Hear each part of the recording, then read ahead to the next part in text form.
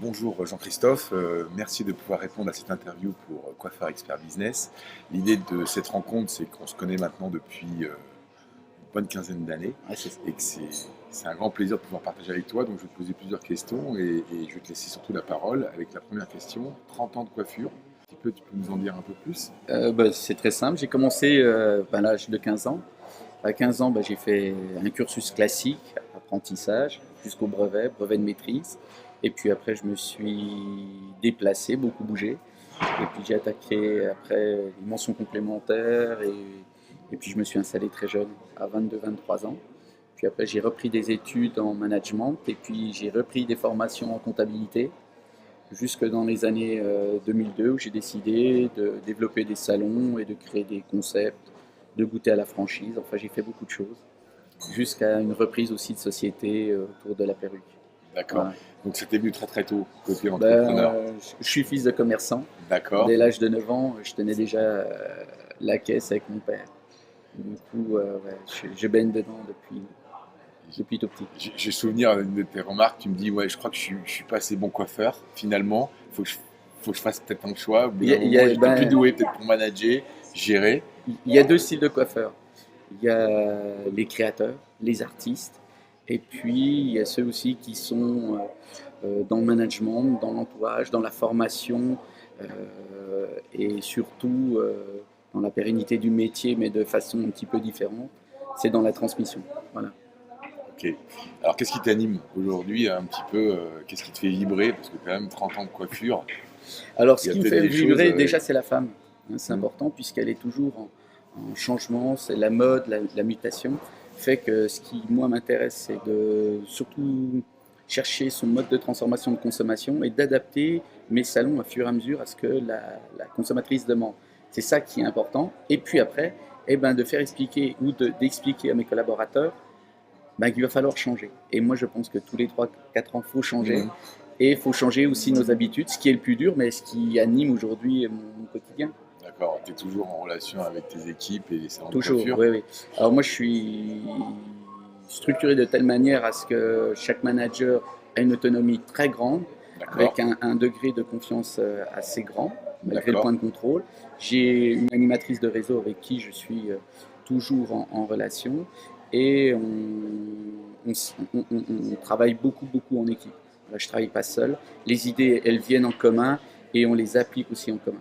Bon alors, grosso modo, t'en es où aujourd'hui? Combien de collaborateurs, combien de salons, les Ben, projets, un petit peu? Qu'est-ce que Aujourd'hui, tu peux dire? il y a 5 salons, 40 collaborateurs. D'accord, On ouvre un sixième salon d'un nouveau concept, un nouveau genre, qui sera entre, je dirais, un Marionneau et un Yves Rocher de la coiffure, c'est-à-dire qu'on y trouvera les produits de coiffure sur des marques sélectives, d'accord, on y trouvera une base conseil, ou sur lequel la cliente pourra être aiguillée autant sur le capillaire que sur la couleur, que sur l'ongle, que sur les extensions, et qui permettra soit d'acheter sur place, se faire poser les produits, soit de les acheter et de rentrer chez elle, et tout ça avec un maximum de services. Voilà. d'accord. Donc d'adapter par rapport aux attentes des femmes aujourd'hui, c'est d'abord du conseil, ça on le sait, Tout à fait.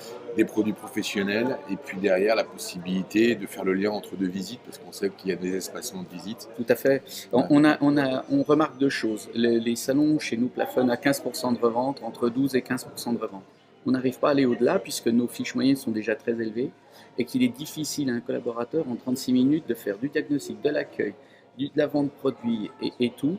Du coup, on a bénéficié d'un temps qui nous permet de développer de la technique, beaucoup de technique dans nos salons, mais pas suffisamment pour la revente. C'est pour ça qu'on crée un nouveau concept qui corresponde aussi à ce que peut attendre aussi une cliente hors coiffure. C'est du conseil de coiffage, du conseil sur son cuir chevelu, sur son cheveu et sa couleur. Donc là, tu risques d'apporter encore de la nouveauté dans ton Et là, on va tester activité. voilà, c'est un nouveau concept. Ça va être sur une surface de 70 mètres carrés.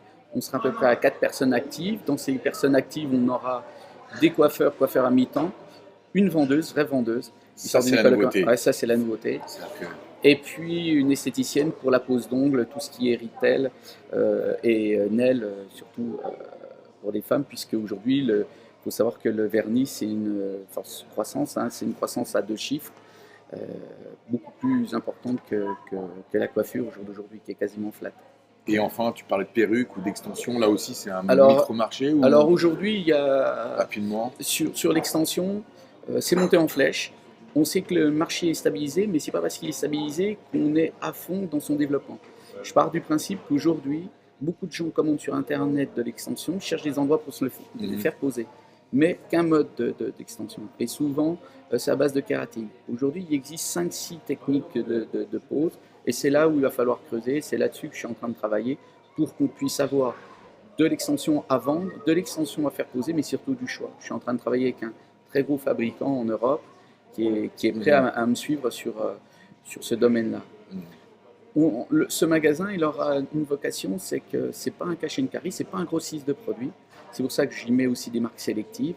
Et puis, on vient pas, c'est pas du libre service. Il faut absolument qu'il y ait du conseil, parce que la cliente est en recherche de ça. Quand on lit tout ce qu'on lit sur Facebook ou Twitter, on ne conseille pas assez. Ça va être un élément déterminant. C'est sûr. Voilà. D'accord. Avec derrière des cartes de fidélité. Donc alors, on a d'abonnement, ouais. on travaille, de tumeur, on est informatisé. Moi, à 21 ans, j'étais déjà informatisé, ce qui fait qu'on pousse encore le degré, puisque tout va être en digital. On fait le diagnostic en digital. Sa fiche peut être lui envoyée directement sur son adresse mail. Non, on fait aussi de la relance par carte, parce qu'elle nous permet aussi d'animer et puis de répondre à une attente de la cliente. Cette carte va avoir une vocation surtout pour apporter du service. Quand j'ai du service, c'est des cours de coiffage, on peut privatiser le lieu, par exemple un truc tout bête, mais enterrement de vie de jeune fille, pourquoi pas privatiser de telle heure à telle heure pour donner, faire du hit look, toutes les nanas repartent coiffées pour la soirée. Enfin, il y a plein encore de choses à imaginer et qui existent, dont la consommatrice est assez friande. Donc aujourd'hui, le digital, ça c'est quelque chose d'incontournable, c'est complètement intégré. Nos vitrines vont animer. Je vais faire des choses qui ne se font pas beaucoup dans la coiffure, mais qui se font aujourd'hui dans le commerce. C'est pour faire du comparatif de produits. On dit tout ce qu'on a attaqué par Internet. Moi, je dis que j'ai des collègues autour de moi qui font leur travail, mais on veut le faire mieux. On dira qu'on fait mieux que nos collègues. D'accord. Ok. Alors, je terminerai cette interview en te demandant 2-3 conseils pour nos jeunes entrepreneurs, ceux qui veulent peut-être se lancer demain, se mettre dans des salons avec un groupe. Qu'est-ce que tu pourrais leur donner s'ils démarrent Alors, s'ils démarrent, il faut beaucoup travailler. J'ai 3 règles. 1, c'est dur. 2, c'est dur. 3, c'est dur. Pour ceux qui commencent, beaucoup travailler, aller au fond de ses idées. Il faut persévérer, vous aurez toujours des gens qui vous diront qu'il ne faut pas le faire. Moi, je dis qu'il faut le faire, même s'il y a échec. On est dans un pays où l'échec n'existe pas. Il faut de l'échec pour pouvoir rebondir. C'est important, c'est là qu'on forge son expérience. Et puis, pour ceux qui ont de l'expérience, ne pas oublier, tout ce qui n'est pas transmis est perdu. Moi, je m'entoure d'un groupe qui a une moyenne d'âge de 27 ans. J'en ai 46. C'est eux l'avenir, c'est la génération Y. La moitié de la planète a moins de 30 ans. C'est eux qui vont diriger le monde de demain. Et c'est avec eux que je m'appuie. Moi, je suis que là, le lion de la mayonnaise. J'irai l'huile. Et eux sont la moutarde et les œufs et tout ça. Et ne pas oublier, voilà.